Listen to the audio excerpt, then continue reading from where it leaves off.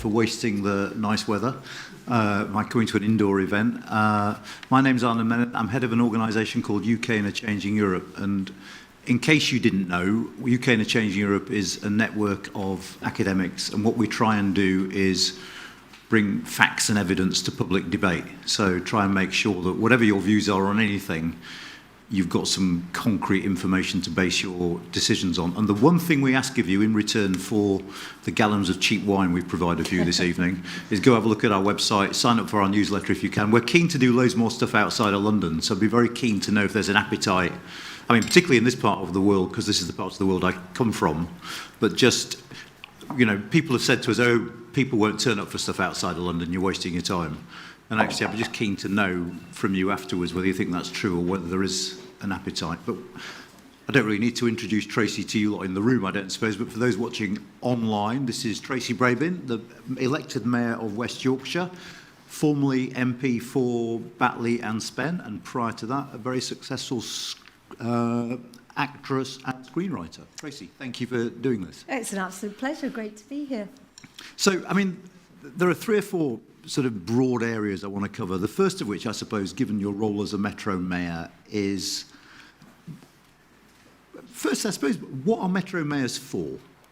If I can put it that way. Yeah, well, my version of what a Metro Mayor is for is to be a champion for the region, to be a voice for the region. So, as a commuter, for example, being able to be a champion and a voice for commuters when it came to Trans-Pennine Express and how hopeless that service was, being able to bring people together, campaign to get change, but also to be a voice to Westminster and to ensure that we have a seat around the table.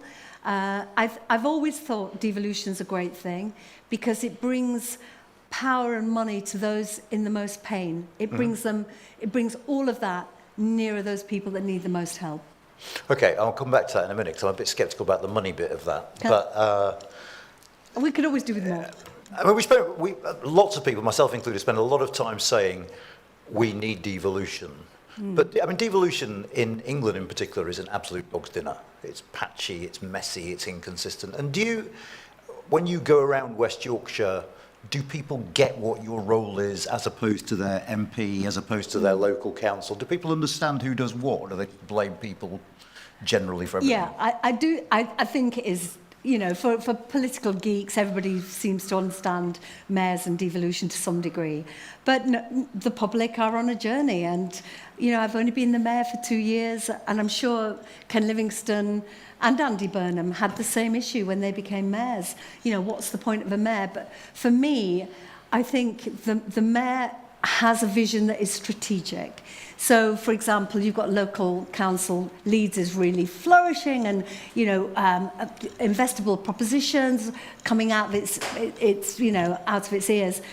My job is to make sure that West Yorkshire is heard for investors and from government, and also to bring the opportunities for that combined effort. That's why it's been so brilliant to have 5 talented local authority leaders be able to come together, and we're about to launch our West Yorkshire plan, which is our vision for 2040. And I think being in lockstep, 5+1 and me, being able to deliver for our region is great. But certainly, people think I wear a mayoral chain. They think I have a car and a driver, which I don't. They think sometimes that do I do the refuse. It is hard to define because it is new and people are sort of getting their head around it. But I actually think there is a bit of an arms race at the moment. We've got Michael Gove, who's really bought into devolution. Is the rest of the government? Well, the jury's out.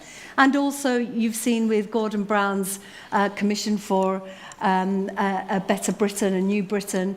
Well, you know, there is a real appetite to release the sort of constraint of power from the centre, from Whitehall and Westminster, out to the regions. So I think it's a really exciting time because actually we can navigate it and create it to work for us. And also, let's not forget, if you ask a child to draw a mare, unless they're young and they watch Paw Patrol, they'll probably draw a male mare And so I'm also navigating what the public think of what a mayor looks like as the only woman metro mayor in the country. There's 10.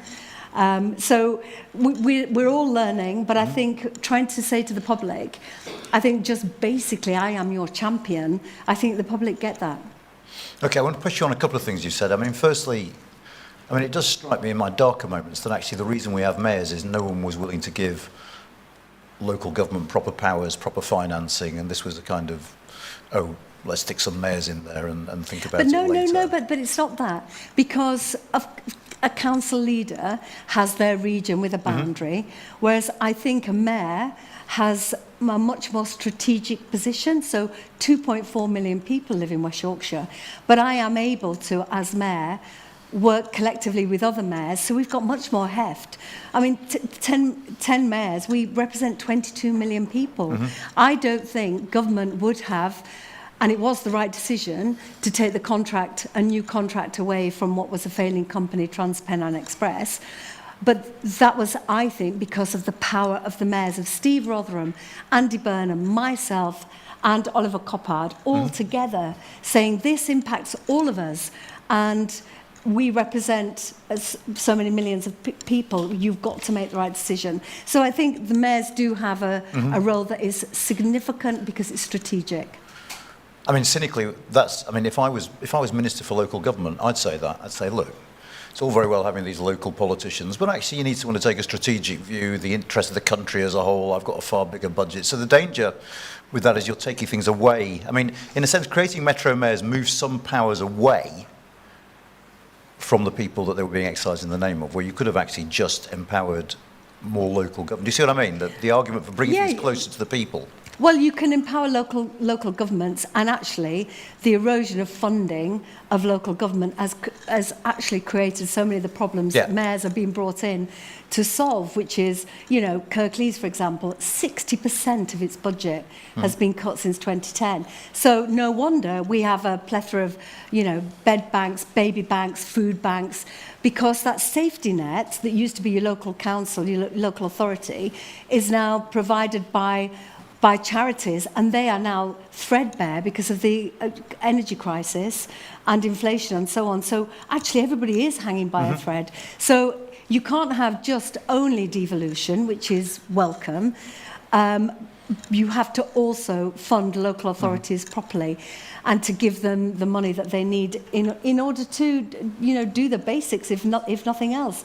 But being able to work with our partners collectively, we can team and ladle resources between the regions to have a stronger, more united West Yorkshire. Okay, the other thing that strikes me about what you said is you seem to believe national politicians in terms of what they say about devolution. Do you really think Labour come into power, say, hypothetically, and we'll come back to the Labour Party later on, you're out of power for a long, long time. Do you really think the first thing they're going to do is start giving power away? Do you take them at their word on devolution? Well, do you know what? I actually do, because I think there is a sense in the Labour Party now that they have to be transformative and a game changer. And certainly the work that went on in Gordon's commission and the way that Keir got behind that, I think was reassuring. Of course, I will hold them to account for what they've said, and it will be a challenge when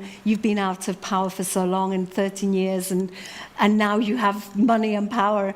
But I think fundamentally, Keir, Gordon, Rachel, Lisa, Nandi, they understand that the only way you grow an economy is by empowering those who are the ones that can make, you can get a better bang for your buck if you give the money and the power to people who understand the community. So, for example, giving our region a whole wodge of cash for multiply, which is to get people more numerate, very difficult to deliver when we have learners who are so far of even walking in a classroom. Where is that extra funding going to come from? We could do so much more with that money if you gave it directly to us, and that's why I've been really challenging government that we are next in line for the trailblazer, because that single settlement, that is the game changer. Now, I don't see any world in which a Labour Party are going to roll back on trailblazers. Okay. That single settlement that comes from Treasury, the way that you can deliver much more with that budget in control of your own destiny, it makes sense for growth for the whole of the UK. Okay. I mean, the other issue that's in the news at the moment when it comes to local government is, I suppose, accountability. You know, all sorts of stuff going on and all sorts of rumours around Teesside at the moment, which I don't want you to comment on specifically, but one of the questions there has been, you know, the rather weird situation that it takes the Prime Minister to ask the National Audit Office to look into what's going on. Do you think we need stronger accountability mechanisms for metro mayors? Well, my pitch to government, you give us a single settlement and we will be completely accountable to the government. Now, in West Yorkshire, we're quite unique that we have a combined authority that is cross-party. So we have scrutiny, and those cross-party members read all the papers, they're in all the private discussions, they get briefings in the same way I do. We also have, unusually, 3 scrutiny panels that are elected councillors, cross-party, that are there to hold me to account, and there's a number of meetings I have to attend to be challenged. But of course, I'm open for absolute scrutiny. But I would say it also comes both sides. So when the towns fund, for example, or when government's making decisions about which funding pots to give where, it would be helpful if scrutiny was challenged on the other on the other side of the fence as well, that we had an opportunity to say, hang on a minute, what was the algorithm that made you decide to give it to your friends and rather than the people who potentially needed that money? So absolutely 100% open to further, deeper, wider scrutiny. This is public money, and I hope that the people of West Yorkshire would see that the way I operate is absolute transparency.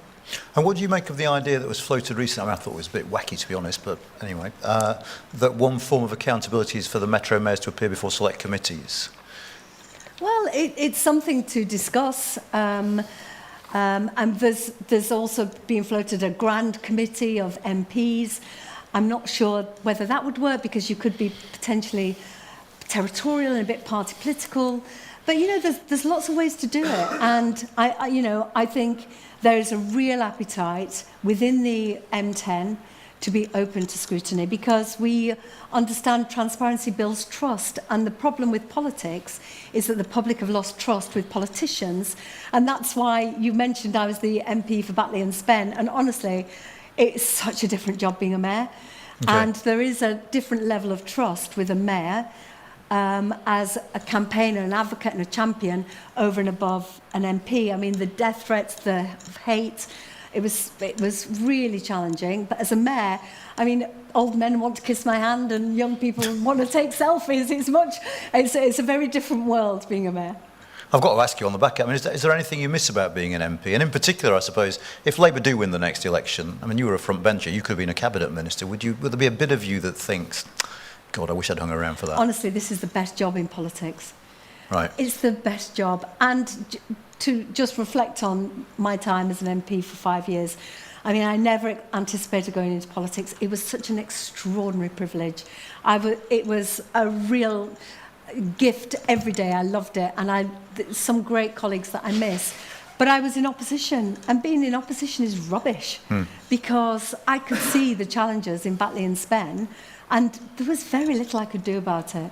Whereas, as mayor, cost of living crisis, immediately, in a matter of weeks, £3 million given to local authorities for warmth, food, and support with mental health. I mean, just imagine being able to do that as an MP. You have to be in government to do that. And also, I'm not sure you can react as swiftly. I mean, obviously, COVID, there was, a really swift reaction where people came together, trade unions, government. They knew the crisis needed a very fast reaction. But it is an incredible job, and I would encourage people to think about stepping up, and particularly women.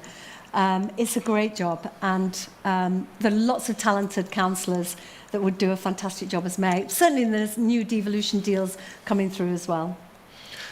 One of the interesting things about the Metro Mayors is you've obviously made a real effort to work together and do combined initiatives. Does that come easily to all of you? I mean, does that take a load of effort and coordination, or is it something that... Yeah, it needs coordination, and it needs there's projects we identify that we've got a common endeavour, but it feels the least party political role I've ever played, being a mayor, because, for example, Andy Street nominated me as chair of the M10. We really have the same issues around skills, around housing, around funding for growth, for investment in businesses, all of those things, tackling the energy crisis, the cost of living crisis, so much common, endeavour.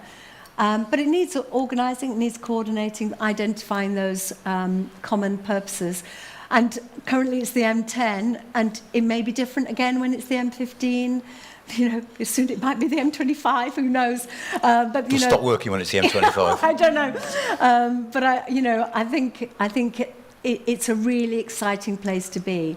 And it's been very interesting recruiting to join our organisation. Yeah. Lots of people, a fair number of people who have worked in politics in London, in government, coming to work for West Yorkshire MCA, because this is where a lot of the action is. So, and Okay. you get to work with other mayors as well. So it's a good job. One of the things That's the end of the advert for working for West Yorkshire Combined Authority. I mean, one of the things that intrigues me, and I'm a politics nerd, so it's not necessarily intriguing. I love nerds. Is just there's a weird cross-cuttingness about politics, isn't there? You're in power. Labour nationally aren't in power. You work with people like Andy Street. Does that ever put you, and you want to work closely with Michael Gove, who holds the purse strings for a lot of the things you want to do. Does that ever put you at loggerheads? Do you ever get a phone call from Lisa and Andy saying, Tracy, will you stop being so bloody positive about Michael Gove, please? You know what I mean? You've got different agendas. I have a different job. I think people understand I have a different job to do. Yeah. I'm not a shadow front bencher. No. My job is to deliver for the people of West Yorkshire. And, I need to develop relationships with government and relationships with colleagues with the same challenges. And also, I can learn from others as well. So to be closed down would be foolish and wouldn't get me what I need, which is, better outcomes. So there's never been tension with the Labour leadership or the leader's office about... No. In fact, they want me to succeed. I'm the only woman Metro Mayor. I mean, it would be a bit mad, wouldn't it, if they were like, oh, Tracy, don't do this, don't do that. I think they really, really want me to succeed. They want mayors to succeed. Because remember, I'm Labour in power, so it's a rehearsal for a Labour government. So I can say to the public, this is what you'll get, then some, imagine Labour councillors, Labour MPs, Labour council leaders, a Labour mayor and a Labour government. Can you imagine coming together what we can achieve for this country with those common values about why we're doing it?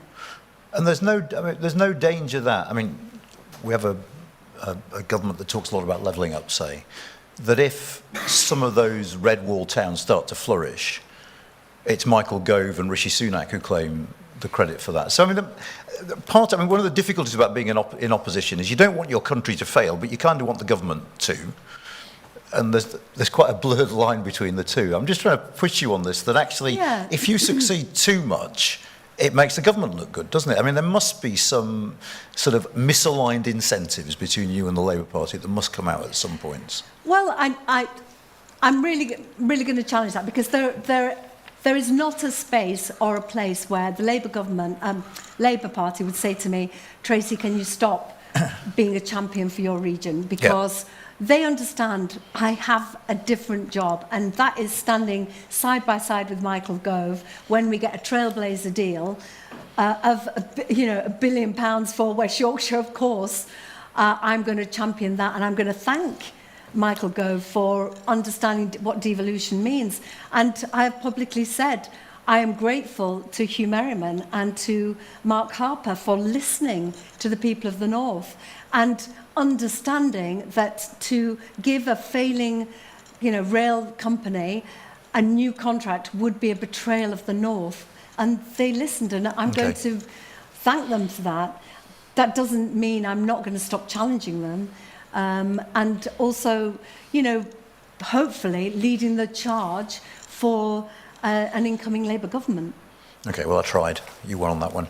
Now, each Metro Mayor's got their own unique devolution deal.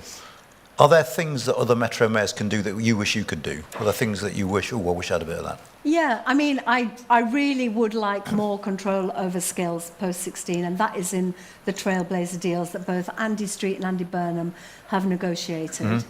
Andy Burnham has health. Both Andy Burnham and myself are police and crime commissioners.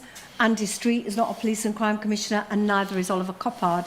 I would say that the combination of mayor and police and crime commissioner is a fantastic combination. And if I was looking to become a mayor, I would absolutely now say, what I want is I want to be PCC as well. Because being able to, for example, talk about a priority of safety of women and girls. I also have control over funding for some funding for the buses through the bus service improvement plan. So we've created a bus safety app that lets people tell me when they feel unsafe on the bus. Then I've found money for 15 PCSOs to be on the bus network in the same way you have transport police on trains. Being able to say, we have a shortage of bus drivers, that's why our bus network's not working. I can run a campaign for recruitment. I can also spend money on training bus drivers. So there's a real team and labelling that goes on, and particularly around safety, safer communities, being able to use the Mayor's Safer Communities Fund, which is over £1 million, to invest in programmes in the community. It's up to £8,000 per programme on the things that chime with my priorities. So that is definitely a really positive additional power that I think most mayors will find that they want. But for myself, I haven't pushed for health. But what I do understand is that health inequalities is too wide in West Yorkshire. So if we're going to do levelling up, let's do our own levelling up as well. That a child born today in Ilkley will live a healthier life 10 years longer than a child born in Batley, say. So we've got to deal with that, which is why I'm really pleased we've just appointed our first ever inclusivity champion, Fatima Khan Shah, who is paid for by the Integrated Care Board and me, and she straddles health and my morality. So together we are tackling health inequality through programmes and innovations. So there's loads of creative problem solving that you can do by crossing those sectors. And you mentioned the word creative, because one of the striking things about your tenure has been how you've pushed for support for the creative industries, and you've talked about, I think, a creative new deal.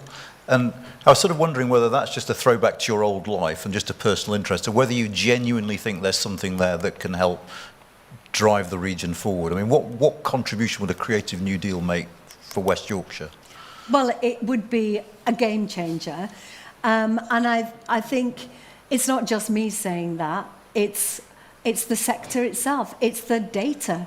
I mean, creative industries are worth £2 billion to our economy in West Yorkshire. Tens of thousands of people are employed in this sector. But if you're going to find growth in an economy that's stagnant, you have to find a sector that's already growing, and you can invest in it and it will grow faster. Now, internationally, our soft power is focused on the creative industries. We have a unique moment in West Yorkshire, not just Channel 4, not just Production Park, where Beyoncé rehearsed her recent show, and Lady Gaga. Just pause there. Beyoncé was in Wakefield. I know, and Lady Gaga. That is not a joke, that is a fact.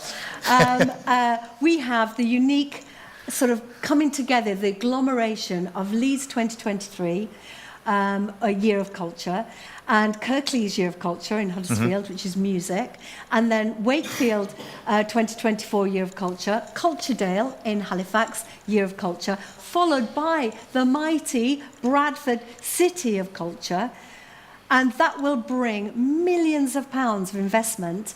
We can use that to turbocharge our creative offer. So that's why, for example, the Mayor's Screen Diversity Programme, the sector tells us that we film here, but we have to bring talent and skilled workforce from London because we can't find talent. So I can intervene in this sector by making sure that not only are we training up young people, but we're also looking at an inclusive economy by making sure that those young people come from disadvantaged backgrounds, working class kids, kids of colour, kids with a disability, and the outcomes are spectacular when you take those really hyper-focused interventions. So the last cohort of the Mayor's Screen Diversity Programme, run by Screen Yorkshire, 50% went into jobs in film and TV. 43% of that cohort had a disability.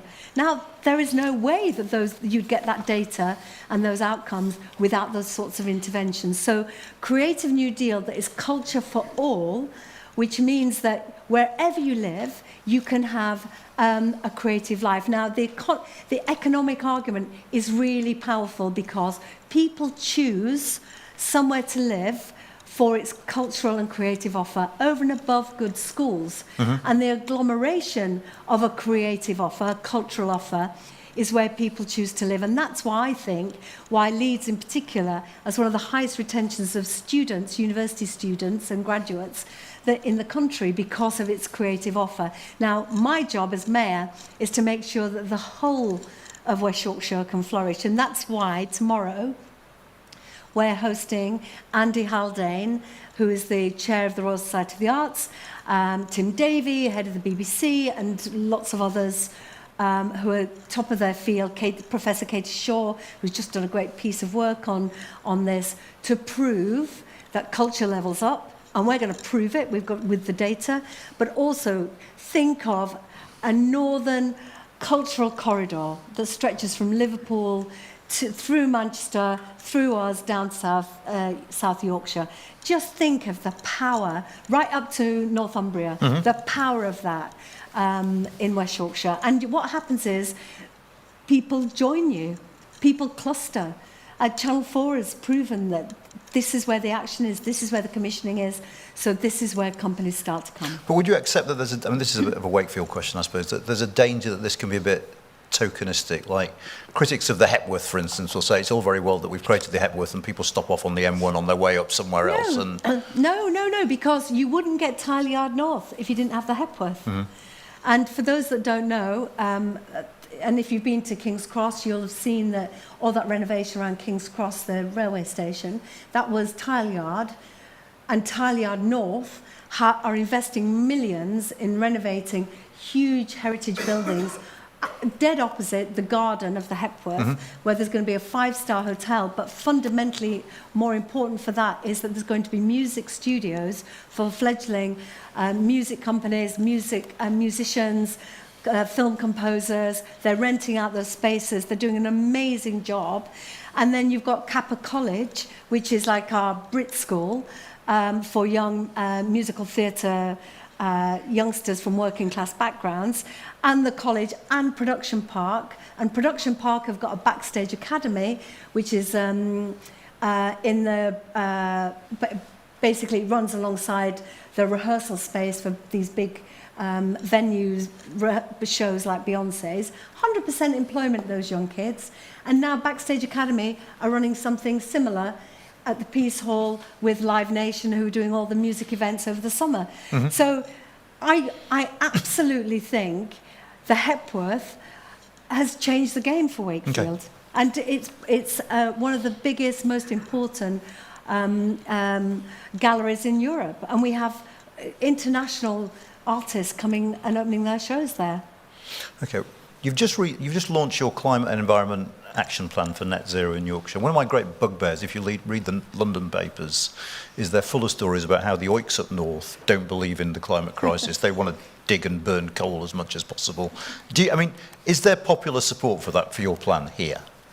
Well, I don't know. I mean, maybe we could take a straw poll from the audience. Representative audience. My inbox is full of people who really care about this. Yeah, because there is that line. I really care about it, because when we spoke earlier about levelling up, you cannot level up without tackling the climate emergency.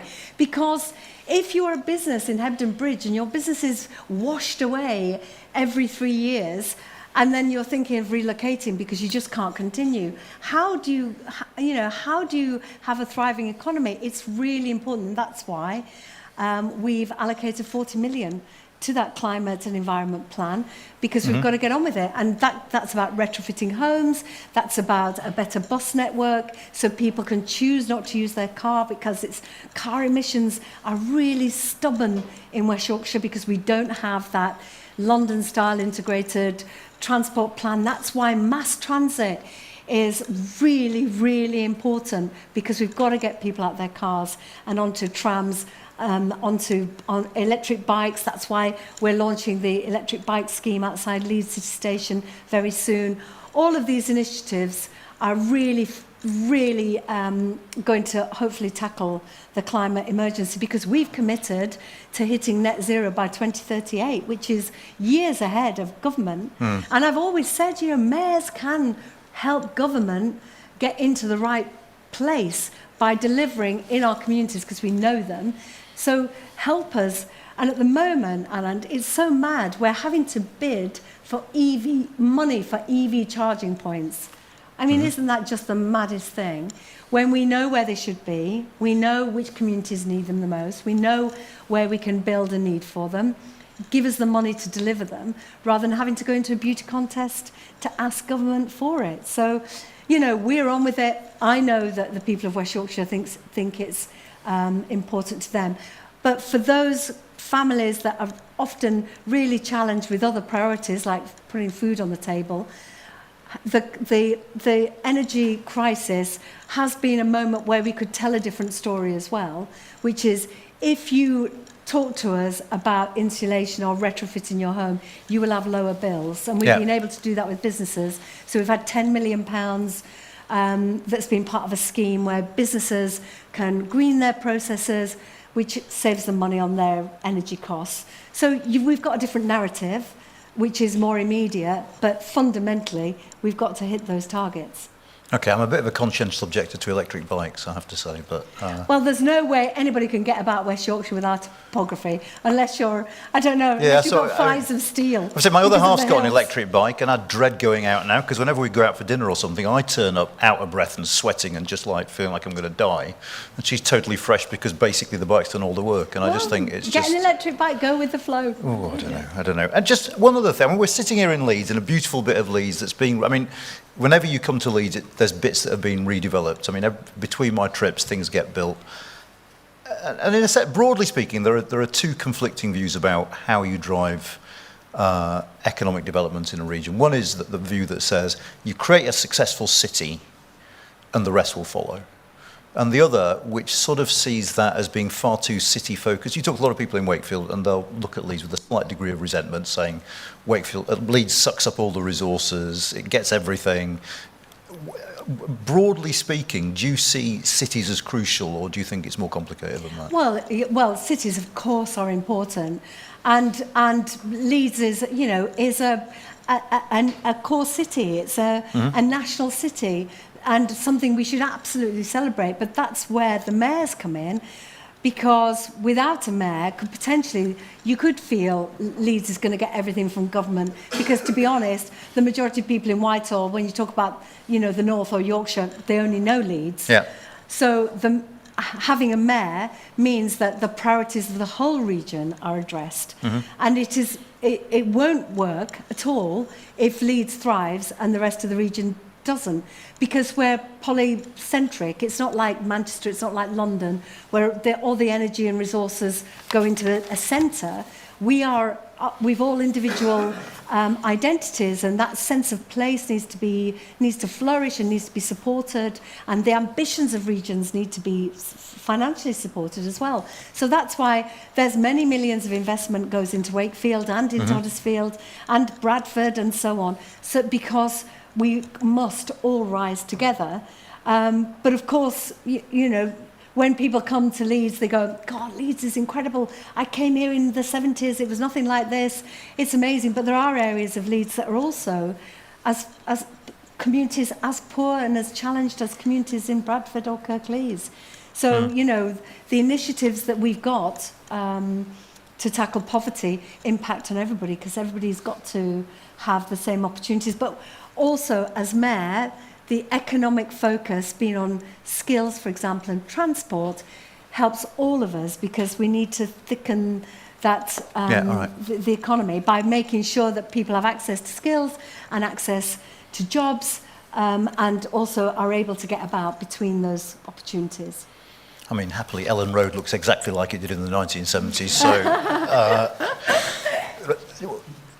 you've talked a lot about transport. Sad faces, though. Who's sad? Sad faces. It's a bit too soon to be joking about it, actually. Yeah. But would you like to have the powers that Sadiq Khan has over transport? You talked about transport a lot, and there's one obvious area where... I mean, obviously, Sadiq has a different role in being the mayor of the capital. But what I do want is I would love his fare box, because he's got the tube, and the tube then supports the buses, and he's got a fantastic, integrated, ambitious, you know, transport network that delivers for the people of London. And so that's why mass transit is important. That's why we've taken the next step, and that the work that we've done has proved that franchising is our preferred option for the buses. So, you know, we're on our way, but of course they're further ahead than us. Yeah, and actually what London shows is if you have a good integrated public transport system, you can do things like an ultra-low emissions zone for all the protests. We have one in Bradford now, so, if a Labour government comes in at the next election, what should they do about HS2? Build it. Well, they've already committed to it, and Rachel and Keir, they both came to Bradford and have said that they're committed to Northern Powerhouse Rail in full, which is a new line between Manchester and Leeds with a through station in Bradford, and committed to HS2. Because just, you know, we're stalling without that interconnectivity, because it isn't just about fast trains to London. And that's what, you know, people in London like to think it is. It's about interconnectivity between our regions.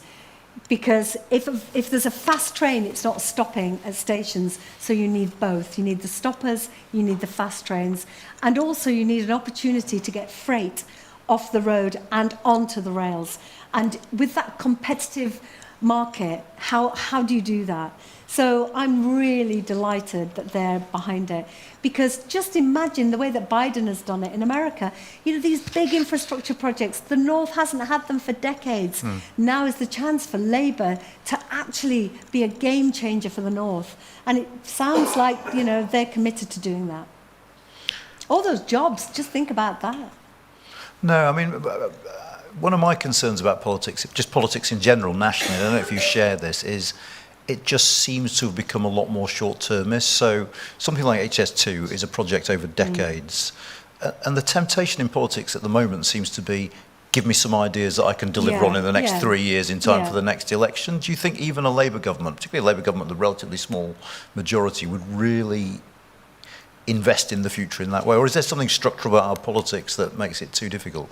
I think when Keir spoke at the launch of the Commission at Nexus, he spoke to this exact point, and he said we're in this for the long term. And that's why my mission is to get every single government, whichever iteration, bought into mass transit, because this is a decade-long project. So believing in those big infrastructure projects is how we grow this country, and, you know, how we recover from the worst 13 years.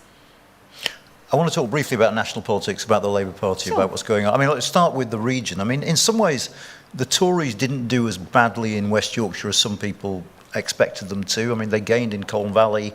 They didn't lose councillors in Calderdale and Kirklees. is West Yorkshire still very much a battleground region, do you think? Well, I mean, nobody would take votes for granted. I think that the national picture was reflected locally in the last few elections where traditional Labour voters potentially voted independent. So there's the rise of the independent candidate in West Yorkshire. And that sort of gave those voters then the confidence to then to then lend their vote to Conservatives. I think coming back to, getting rid of a fair number of independents rather than Conservatives has been the nuance of the change. And Kirklees was not in overall control. There's been a stability there now. I mean, I live in Combe Valley, so it was very annoying for me. So it's a bit personal. But I think we are, things are changing. But gosh, let's not forget the drubbing of 2019 and, just the journey that we're on to build that confidence. And also, I suppose, the voters. fact, I mean, it could have been far, far worse, couldn't it? Because people like Yvette Cooper, Ed Miliband, essentially owe their success in 2019 to Nigel Farage. Because I wouldn't say that. And if Yvette was in the room, she would completely disagree. Yeah. Only because I've been out with Yvette and she's one of the most fantastic campaigners I've ever met. Every weekend she's outdoor knocking. She's having those conversations. She earned every single vote. And the same is true of Ed as well. And his vision, for his patch, his focus, on green jobs, on a future that is better for the people he represents. And, times have changed. Those big stonking majorities, I don't think we'll get back to those anytime soon. There will be more ebb and flow, but I think, they deserve those wins, no doubt about it. Though the fact remains that the Brexit Party's vote was bigger than their majorities. Well, of course those numbers don't lie, but I would say, had they been campaigners not as talented or as effective, they would have lost their seat. But I do see what you're saying, and Dewsbury next door to me. Yeah. My majority was slashed from 9,000 to 2.5, and there was an independent, and there was a bit of switched allegiances. But I think those times are behind us, and certainly when you've got Nigel Farage saying Brexit has failed. I think that was a moment in time, and they hung on. But I do think, we're going to have to earn every vote. There's no doubt about it. I mean, you said a minute ago, no one takes votes for granted. Isn't that exactly what Labour did in this part of the country for too long? And I'm not talking about now, but wasn't there? I mean, there was something about West Yorkshire to me that felt a bit like Scotland before the SNP surge. That is to say, Yorkshire Labour. Take it for granted. We don't need to put too much effort in. We know we're going to. Was there a sort of hubris about Labour's attitude? Well, I mean, I've come into politics 7 years ago, so I'm not quite sure. All I can say is, from my own point of view, Batley and Spen, I fought for every single vote. There was no sense that, I have a community where they believe that Labour is their voice, so they're going to vote for me. No. And you saw in the by-election that those allegiances had definitely shifted. And maybe in the past, maybe there was a bit of carving up, and probably the same would be true of Conservatives, where they would say, Jacob Rees-Mogg might potentially say, Somerset is always Conservative. Well, that's not true anymore. There's going to be challenges in what could potentially be traditionally safe Conservative seats, now absolutely under attack by the Lib Dems. Yeah. So, things have changed, and people potentially don't feel the same historic allegiances because of the change in the workplace and so on. And even though it might not be good for the parties, it's probably good for the place, isn't it? I remember at the time of the by-election, a schoolmate of mine saying the best thing Wakefield ever did was become marginal. Because actually, for the first time ever, people care. I mean, if all seats were marginal, then everyone would get attention. But actually, I think you've got quite... fantastic MP in Simon. No, absolutely. But what I'm fantastic. saying though is having these natural majorities, as you used to think about them, just people means you would can get overlook lazy, the place. Wouldn't they? Yeah. They would get lazy, whatever side of the aisle you're on. Yeah. Now, in national terms, we've seen some evidence of the polls tightening. I mean, a little bit. Labour are still ahead, but their lead isn't as big as it was. Do you think there's a danger that the National Party kind of peaked too soon, that the election, it would have been better had the election been at the peak, and that they're running out of momentum a bit? No. I think they're preparing for the battle ahead. And You've been very good in this. I mean, you've been very loyal. I like this. I'm not being loyal. It's the truth. It is the truth, because, you know, when you say, you know, that the polls are tightening, the only poll that counts is the public. Mm-hmm. You know, that is the deciding factor. And whilst Rishi Sunak has not tanked the economy or is a buffoon and a liar, he's the best of a Conservative bad job. So maybe there is that, well, you know, he's not as bad as others. And we have got to get to that point where we're heading into an election where you get that clarity and that drive and that motivation that drives you to an election. But about peaking too soon, I'm not sure anybody in the Labour Party takes it for granted, or even, to be frank, believes the polls, because they're forever changing, and it depends who you listen to. Now, loads of parts of Yorkshire voted Leave in 2016. Do you think Keir Starmer has... Well, there's several bits to this question, I suppose. Firstly, do you think voters are reassured by... Leave voters have been reassured by how Keir Starmer has approached the issue of Brexit? Because some were sort of worried that he would be a sort of Remainer rejoiner. And do you think that policy has been the right one?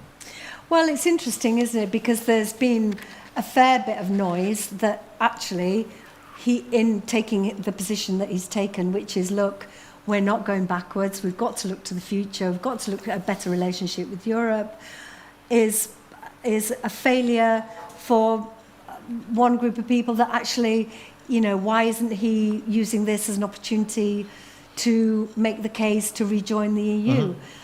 I mean, I absolutely have the scars on my back from the referendum in Batley and Spen. It was absolutely horrendous. It was so divisive and painful. And the idea that we're going to go back to that, I don't think would be helpful. So looking to a future where we negotiate a better relationship with Europe. I mean, as mayor, I am representing my businesses who are telling me they are struggling, particularly with imports and exports, and I will do all I can to make sure we have a better relationship with Europe. But let's not forget, 2025 is going to be renegotiated anyway. So there will be that opportunity to have to look at it again, because we definitely have to find a way to have a relationship that works for the businesses that I represent, that come to me with challenges about how we make sure that our nearest trading partner, that relationship is easier. What do you mean by a better relationship with you? I mean, can you be a bit more specific? Yeah, because certainly, you know, the paperwork, the obstacles that the businesses in West Yorkshire are facing, there has to be a better way to do it. And those conversations, when it's renegotiated, could be back in for discussion. It has got to be better. It's got to be easier, because let's not forget, it's next door. We want to have businesses being able to trade with our nearest partner. Obviously, there's opportunities. I was on a trade mission to India recently. We came back. It was a great win with 1,000 jobs from a company called Emphasis, and investment for West Yorkshire. That's fantastic. But also, European companies making sure that they get a soft landing if and when they want to invest. And I think there is an opportunity as a mayor to have those relationships.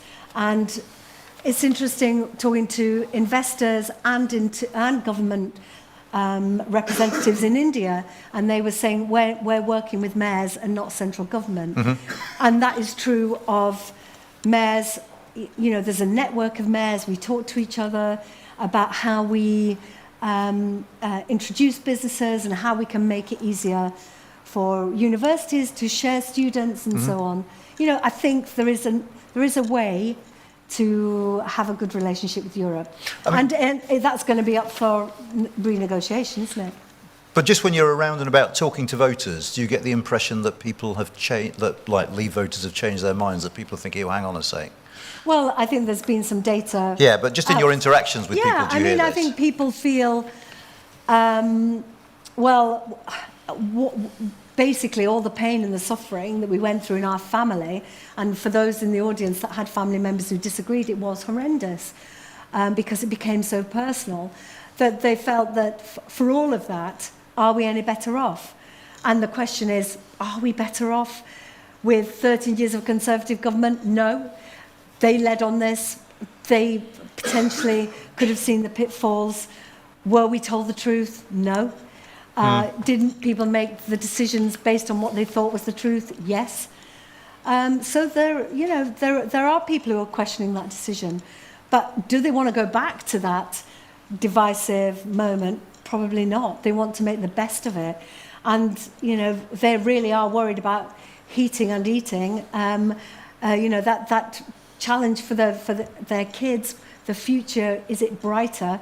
Well, my role as mayor is to have a better, brighter West Yorkshire that works for all. And, you know, I will work with anybody from anywhere to do that. So, and I'm sorry to bang on about this, That's but just to try and get to so if I were to say to you, actually, the best way to deal with the economics of Brexit is to join the single market, which you don't need a referendum for. You don't need to have that debate, but you do have to accept freedom of movement. You have to accept EU rules. Would you like to see Labour going more in that sort of direction if it was going to have real economic benefits? Well, look, it's not in my gift, and it's not about to happen imminently. No, but you can have an opinion. Yeah. So, I mean, I'm a Remainer. I voted Remain. It did seem like an act of self-harm. However, as a representative for my community, as an MP, my job was to try and make it work. And there is no world in which I want to go backwards. The country has made that decision, and we have to make it work, and we have to do what we can. And, you know, to say to a Labour government, a Labour government will come in and look at what needs to be done in order to ease those blockages at the ports, to open up markets. Well, they will make those decisions, and, you know, I have every faith in Rachel and Keir that they will do absolutely what's in their gift. Okay, and just, I mean, the other big issue that's been the subject of conversation a lot in the last couple of weeks is immigration. And there's lots of mixed evidence about immigration. I mean, numbers have gone up, that's not mixed. But actually, if you look at national opinion polls, the British people don't care as much about immigration, anywhere near as much as they did in 2016. And yet, you hear a lot of concern about it in the Conservative Party. Is this something that people raise with you, concerns about immigration levels? Not in the same way, but remember, my role is different. Yeah. What I am hearing from businesses is they can't get the skilled workforce. Yeah. That is an absolute challenge. And when your elderly parent isn't getting the care they need because that care home can't recruit, then people are thinking, what's gone wrong? That's why what's really important for me, and that's why I've been pushing for a Trailblazer deal, is to have more power over skills. So we can upskill our workforce, we can run training programs where there are gaps in the market. Now, I can, with a limited degree, say to an inward investor, tell me what skills you're looking for, and we can have boot camps, we can pay for training courses that are bespoke for you to ensure you have that pipeline of skilled workforce. But to have more powers, just imagine what we could do. And we could make sure that those skilled workforce gaps are plugged, so we can, support businesses to flourish.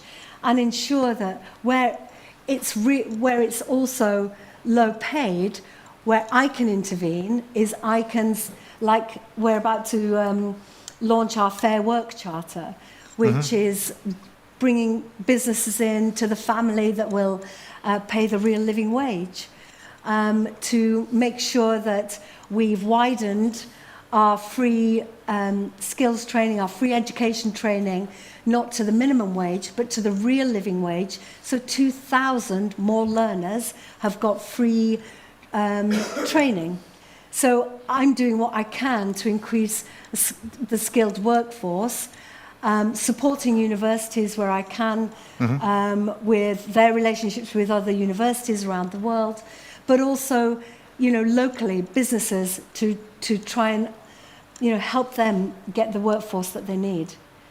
I mean, isn't there a slight dishonesty about this debate about, the government says, we're going to build up skills, and at the same time says to businesses, if you're struggling to attract a workforce, pay more. And yet perhaps the biggest area where we're dependent on immigrant labour is social care, where essentially it's up to government, isn't it? And isn't the ultimate problem with social care, we pay a pittance for jobs that are both high skill and high stress. And, personally, if a job at a supermarket paid the same, it's an easier life, isn't it? Don't we just need to pay more in the social care sector? Well, absolutely, and that's why initiatives like there's a social care cooperative. Yeah. In Leeds, there's another one as well in Liverpool, where they cut out the middle person for the agency, and the money is then put back into the pockets of the worker. We've got to find other ways to do it.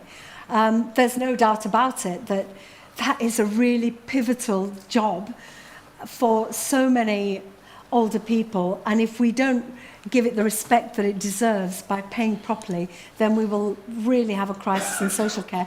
And that's why there has been the campaign for social care to be, woven into the NHS. And why are we insisting that people have to pay eye-watering amounts for social care when it's something that is a necessity for so many people that is inevitable? In the same way as schools are paid for out of the public purse, there is that argument, isn't there, that the NHS should bring social care into...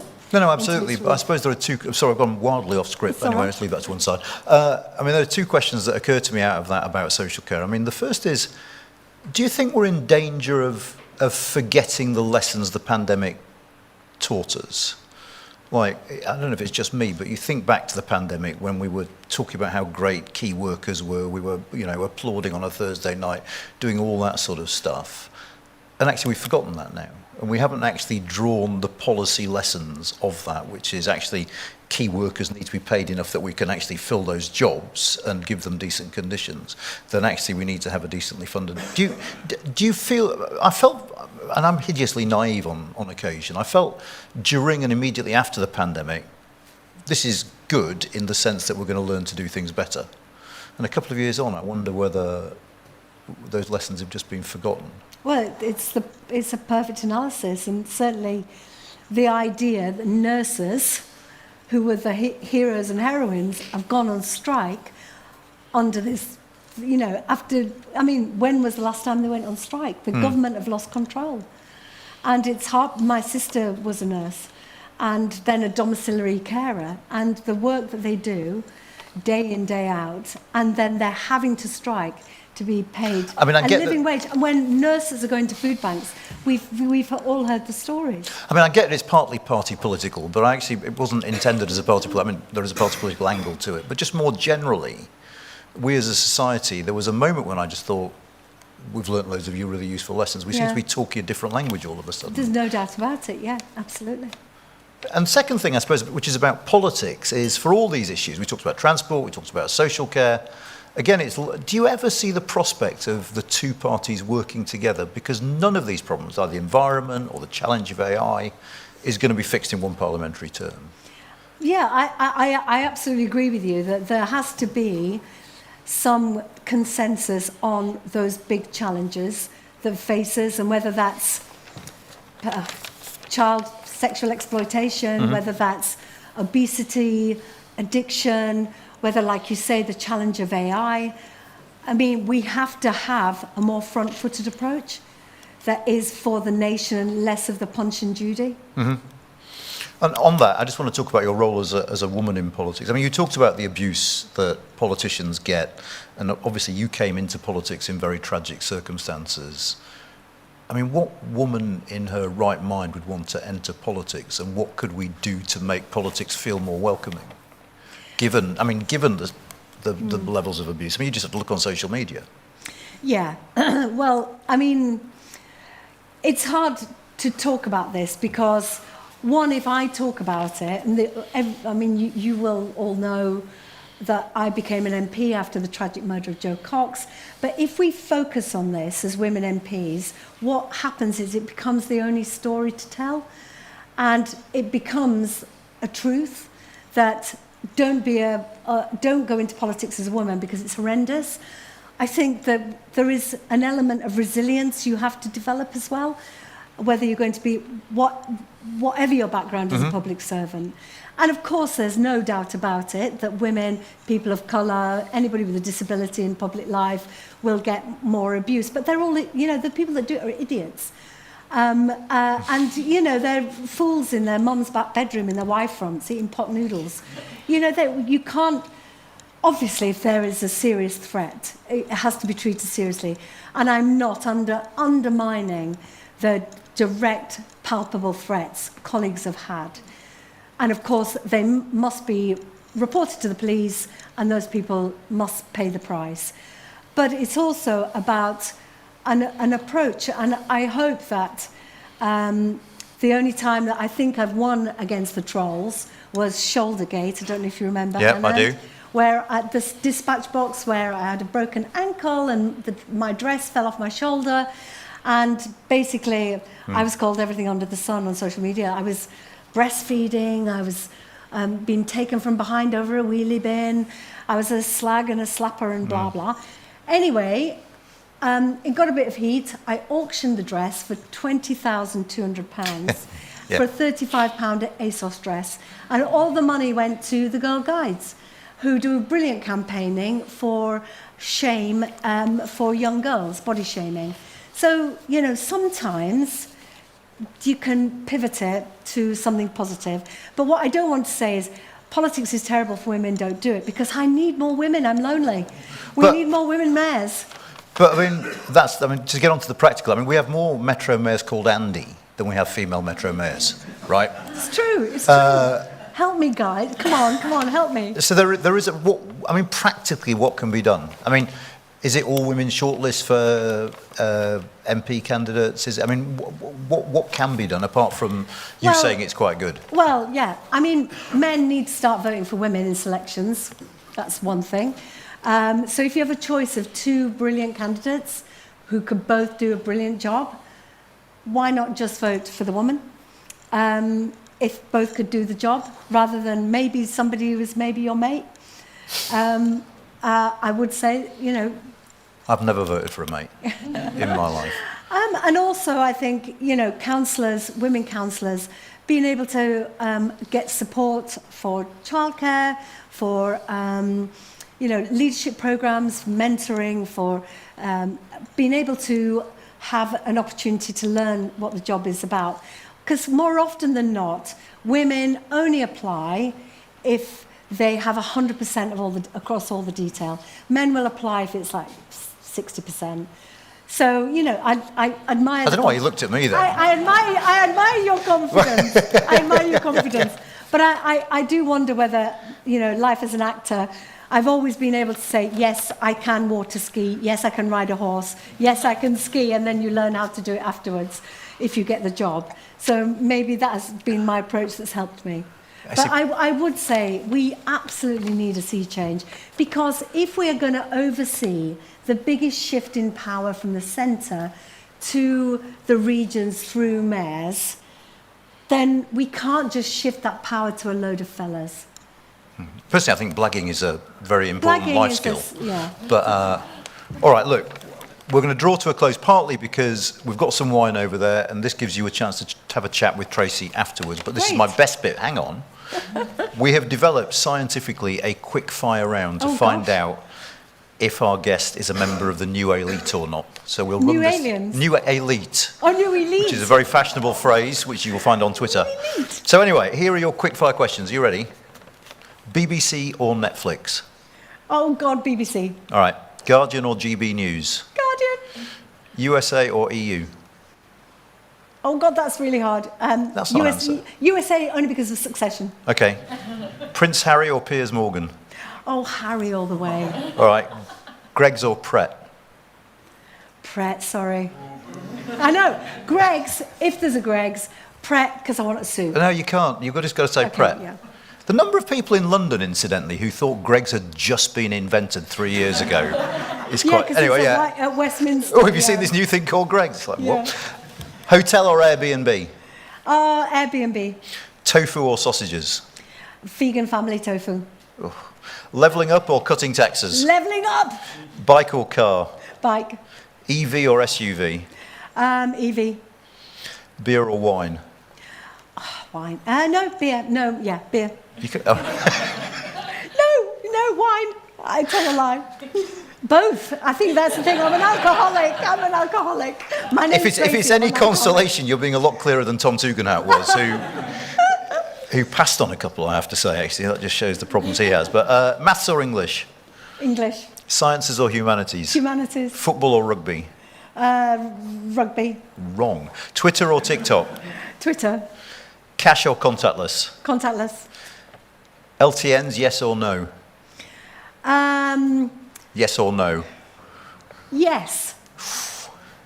Pounds and Controversial. ounces or grams and Sorry? kilos? Pounds and ounces or grams and kilos? Pounds and ounces. Oh, I'm blimey. that old. On set or in Parliament? On set or in Parliament? In Parliament. No, Perfect. I'm on set here, look. I'm on set. Tracy, thank you so much. It's been a pleasure. It was lovely. Thank you. Thank you for coming. We can now get a drink.